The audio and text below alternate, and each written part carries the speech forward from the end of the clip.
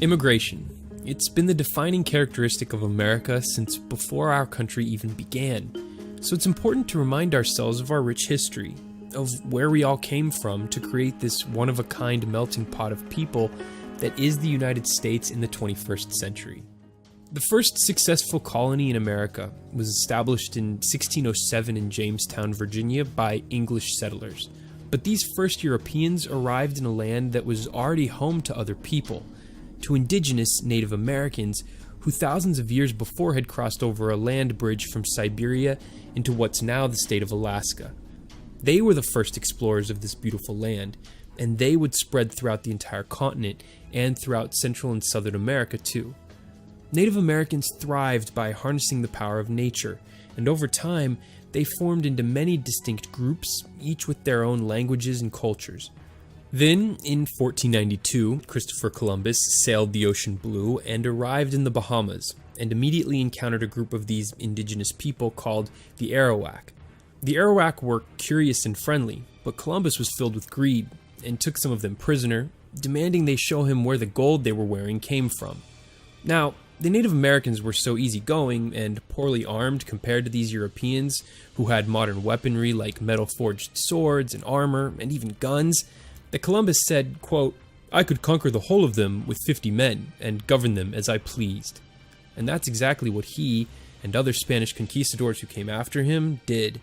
They vanquished indigenous group after indigenous group with cunning and sheer brutality, and got a lot of help from diseases like smallpox that moved ahead of them and just wiped the natives out. When smallpox was taken to the New World, nobody in the New World had ever seen a disease like this before, so the number of people who were susceptible was much greater. There was no natural immunity, and so therefore the number of people who could both contract the disease and then spread it, and the number of people to receive it once it had been spread, was much higher. Some scholars think there may have been a population of 20 million Native Americans, and the vast majority, perhaps 95%, were killed by Old World diseases. A continent virtually emptied of its people. Once word of the discovery of the New World spread throughout the Old World, the kingdoms and empires of Europe, many people began to plan journeys of their own across the Atlantic Ocean. Starting around 1620, tens of thousands of British, German, and Dutch, but mostly British Puritans, came to North America to escape religious persecution, or to search for better opportunity, or simply for an adventure. The Puritans spread throughout New England in the Northeast. The Dutch settled along the Hudson River in New York and established rich, successful trading posts in cities like New Amsterdam, which we now call New York City. English Quakers established the Pennsylvania colony and its commercial center, Philadelphia. More than 90% of these early colonists became farmers. And because they were living in small, widespread villages, disease didn't spread as easily as it could back in Europe, which kept the death rate among settlers in America low. All these farmers needed large families to help them farm, which caused the population to boom, especially in the New England colonies. As land became harder to come by along the coasts, the roughly 350,000 Scottish and Northern Irish who arrived throughout the 1700s settled inland in western Pennsylvania and along the Appalachians, deep into the South. The British sent 60,000 prisoners across the ocean to Georgia, although the only thing many of these men were guilty of was being poor and out of work. Tobacco was a highly profitable cash crop in the southern colonies, so many British settled there and began to take advantage of the thriving slave trade. So those of us who study immigration history think in terms of why people leave their homelands and why they come here. And those are generally encapsulated in two words: push and pull. Something pushes them out of their homeland and something has pulled them to the United States. Now, obviously, in the earliest cases of slavery, they were not necessarily pushed from their homeland, but they were taken from their homeland. But the reason why they were taken is because there was labor to be done here in the United States. Okay. And it was a global force. The slave trade was fairly global, at least in the Atlantic, and later Asia would become involved in it as well. So here you have a forced migration. Hundreds of thousands of Africans were mercilessly captured and taken prisoner in their own lands, then put on ships bound for America, where they were sold into a life of hard labor for no pay and no chance of freedom. This is the population breakdown of the country around 1790, shortly after the colony's hard-won War of Independence with the British and the adoption of the American Constitution, which officially created the United States. The Native American population was so decimated by disease, war, and migration to the West that only about 100,000 were left inside the territorial United States. Out west, many Spaniards moved north from Mexico across the Rio Grande to settle in California, Texas, New Mexico, and Arizona. Not all of these settlers were of European descent. They could all speak Spanish, but ethnically they were a melting pot of whites, Indians, and mestizos, or people of mixed race. French settlers established footholds mainly along the St. Lawrence River and the Great Lakes, along the Mississippi River, and along the Gulf Coast, establishing the city of New Orleans. Their descendants are known as Cajuns. These French and Spanish populations would be incorporated into the United States in the coming decades through the Louisiana Purchase and the granting of statehood to the Western Territories. After more than 4 decades of relatively little immigration into America after its founding, in the 1830s, tens of thousands of immigrants began arriving on her eastern shores, again mainly from Britain, Ireland, and Germany. Some were attracted to the cheap farmland that was made available by westward expansion, while others took advantage of the manufacturing boom in the cities sparked by the Industrial Revolution. The Irish were mainly unskilled laborers who built most of the railroads and canals, took jobs in the emerging textile mill towns in the Northeast, or worked in the ports. About half of the Germans became farmers, mainly in the Midwest, and the other half became craftsmen in urban areas. Asian immigrants, mainly from China, began crossing the Pacific to work as laborers, particularly on the Transcontinental Railroad or in the mines. Immigration also during the 19th century was usually male-dominated, males in their prime working years between the years of 18 to 25. The Irish being the one exception. Eventually there would be more Irish women who immigrated than Irish men. Immigrants to this day often follow established patterns. They leave one village or one city and go to another city in the United States because someone has already established that pattern for them. People go to where they know people. And those people here often can arrange for jobs and employment and places to live and so on. It was often said that your first job when you got off the boat was whoever picked you up at the docks. Now people say your first job is whoever picks you up at the airport. After tripling from the decade before, in just 2 more decades, from the 1830s to the 1850s, the amount of immigrants arriving in the United States each year tripled again to about 170,000. By the 1850s, when the total population of the country passed 20 million and things began to get a bit crowded, America's first measurable anti-immigrant feelings began to take root, mainly targeting Irish Catholic immigrants who were arriving in large numbers to escape the poverty and death of the potato famine that was hitting them hard at home. But with a huge boom on the horizon, this early xenophobia was nothing compared to what would come later.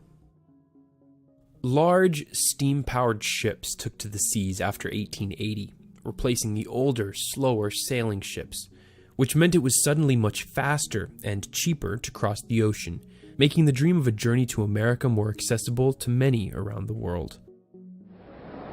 Processed and ticketed, they waited for their ship.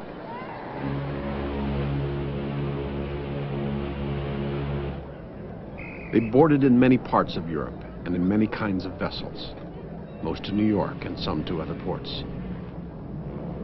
But they had one thing in common. They were traveling steerage, and the steamship companies understood the profit in numbers. Before long, millions of immigrants were arriving on America's shores. They passed through immigration processing stations like Ellis Island in New York and Angel Island in San Francisco Bay. This wave was much more diverse than before. Coming mainly from southern Europe, it was led by Italians, Poles, Greeks, Swedes, Norwegians, Hungarians, Jews, Lebanese, and Syrians. It was as if God's great promise had been fulfilled. I've gone into a free land. I don't think I ever can explain that feeling that I had that time. It's not my native land, but it means more to me than my native land. It means more to me than my native land.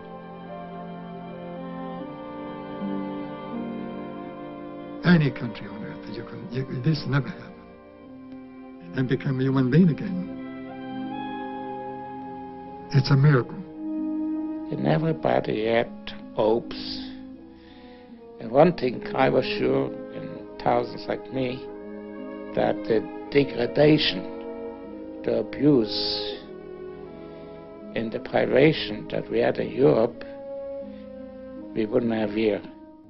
This group was young. Most were under 30 years old, mainly because an entire generation of the children of farmers and factory workers in Europe and the Russian Empire couldn't find work because the owners of the farms and factories preferred to have an efficient machine that they didn't have to pay do the work instead of a human being.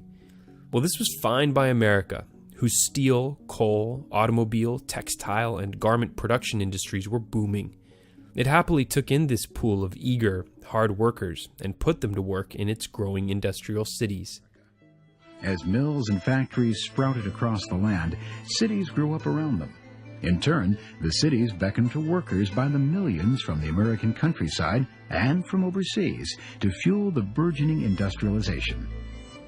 What was once a rural nation was rapidly becoming an urban state. Between 1860 and 1910, the urban population grew from 6 million to over 44 million. The United States also took full advantage of Europe's paralyzation during the First World War.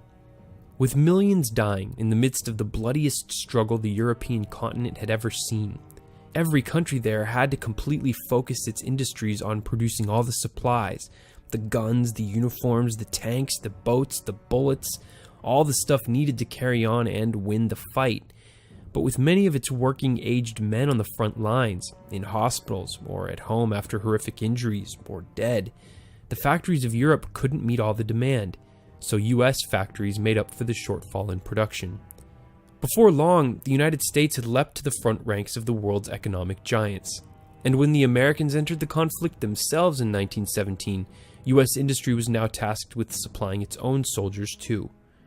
It was during this 50-year immigration wave, from about 1870 to 1920, when many well-off, white, native-born Americans began to consider mass immigration a danger to the health and security of the country. They started actively organizing to exert political power to slow it down. The first immigration law in American history was known as the Asian Exclusion Act. It was passed in 1875 and, you guessed it, outlawed Asians, specifically Asian contract laborers, from stepping foot on American soil, plus any other people considered convicts in their own countries. In 1921, Congress pushed through a law that marked a turning point in American immigration policy, a law that passed the Senate 78-1. The Emergency Quota Act set strict limits on the amount of immigrants who would be allowed into the country each year. It was very effective. The number of new immigrants let in fell from over 800,000 in 1920 to just over 300,000 admitted in 1921. If the pace of immigration had been like a raging river, this law acted like a dam. But that drop-off in the flow of persons into America still didn't satisfy the anti-immigration crowd who, just 3 years later in 1924, forced Congress to tighten the quota even more, established the Border Patrol, and stated that any undocumented immigrants who entered the country were subject to deportation. It's during this time that the definition of illegal alien was born, a term that would be used to stigmatize the next group the anti-immigration community's crosshairs became fixed on: Latin American migrants living and working in the U.S. Southwest. After the quota laws passed by the U.S. Congress in the 1920s, immigration was capped for the first time in American history. One of the exceptions to the strict quotas were documented contract workers from the Western Hemisphere who could come into and out of the U.S. freely. The other major exception were the hundreds of thousands of refugees who were allowed in, mainly Jews escaping the horrors of the Holocaust during and after World War II, and the roughly 400,000 families who fled Cuba after the Castro-led revolution of 1959. The US entrance into World War II also meant many more Mexican workers were needed to fill in for all the young American men who were off fighting the Germans in Europe and the Japanese in the Pacific. At the end of this period, between 1944 and 1954, the number of immigrants coming from Mexico increased by 6,000%, as many Latin American workers were offered low-wage agricultural jobs in the American Southwest as part of the Bracero program. But large numbers of Mexicans without the necessary paperwork came in search of the American dream too, and what followed is one of the ugliest periods in US immigration history. With pressure mounting to do something about the thousands of immigrants easily crossing the southern border each year, President Eisenhower turned to General Joseph Swing, who launched Operation Wetback in 1954. That derogatory name reveals the insensitivity of the policy, which directed hundreds of federal officials to lead thousands of local police officers on sweeps through neighborhoods throughout the American Southwest, stopping any Mexican-looking person and demanding to see their papers. If they didn't have their papers, they were arrested and deported. Some estimates put the amount of illegal immigrants thrown out of the country above 1 million, leading to countless families being torn apart. In some cases, their American-born children were even sent away. Obviously, this program angered many Mexican-American citizens and anyone else who saw it as a blatant violation of human rights on a massive scale. What we have here is an aggressive and sort of paramilitary approach into deportation and mass deportation, and of course the use of propaganda to address the issue of unauthorized Mexican workers in the United States. Because the Border Patrol agency was so small, I mean, they're using local law enforcement. So while they're out there trying to look for undocumented immigrants, what aren't they doing? Their own basic responsibilities of keeping neighborhoods safe, addressing burglaries, murders, whatever it could be. The Operation Wetback was terminated in large part because of cost, in large part because of it just became too taxing on local resources. What we also found out is that regardless of how far you sent them into the interior, within days, sometimes weeks, we're right back in there. The final era of immigration to America is the one we're still currently in, which began in 1965 with the passage of the Hart-Celler Act. This law finally replaced the unfair quota system with a policy that gives preference to immigrants who have relatives already in the United States, or people with job skills that are highly sought after. All other past restrictions targeting specific groups were thrown out. This was one of the crown jewels in President Lyndon Johnson's Great Society program, and it fundamentally shifted who was allowed in. In 1970, 60% of immigrants came from Europe. This number just fell off a cliff by the year 2000, when only 15% were from Europe. The one thing that didn't change were the many undocumented immigrants from Latin America who continued to come across the border in search of a better life. So, in an effort to address this, in 1986, President Ronald Reagan signed the Immigration Reform and Control Act, which gave green cards to about 2.7 million immigrants. It was the largest single moment of legalization in American history. As a conservative from the anti-immigration party in modern America, the Republican Reagan compromised in exchange for more restrictions on employers who hire illegal immigrants and tighter border security. But it was a flawed law in a number of ways. Mainly, it didn't effectively fix the broken system that was allowing businesses to hire illegal immigrants in the first place. So since the businesses could still break the rules, many low-paying jobs remained for the millions of undocumented immigrants in America that the law still didn't legalize. The bill also didn't adequately fund and equip the Border Patrol, which meant there was still a fairly consistent flow of people coming across the border. To fix some of these problems that still remained, Senator Ted Kennedy introduced and Congress passed the Immigration Act of 1990, which President George H.W. Bush signed into law. This increased the number of legal immigrants entering the United States from around 500,000 per year to 700,000, an increase of 40%. This bill is also noteworthy because it was bipartisan, with a democratically controlled Congress working with a Republican president to pass major, common-sense immigration reform. Since the passage of that 1990 bill, about 1 million immigrants on average legally achieve residence in the United States each year. These are the top 10 countries, ranked by the number of legal immigrants from these countries who came to the United States in 2013, according to the Department of Homeland Security. According to the 2010 census, these are the countries from which all immigrants currently in the United States came from, ranked by the total number of people in America who say they were born in each country. Today, 14.3% of the total American population is foreign-born. That's more than 45 million people. The United States is home to nearly 20% of all the immigrants in the world, and it's estimated that more than 10 million of those immigrants are here illegally, living in the shadows. Thank you for watching. I hope you gained a greater appreciation of who we are as a nation and how immigration has allowed us to attract people from all over the rest of the world. How that is the single most important factor in binding us together and making us such a dynamic country. This video was proudly created by the two-brother team that is The Daily Conversation, the video editor Brendan Plank, and myself. Click on the screen to watch our full documentary on the most fascinating mega projects under development around the world, the 10 most promising energy sources of the future, our ranking of the 10 best presidents in American history, or our latest video. Until next time, for TDC, I'm Bryce Plank.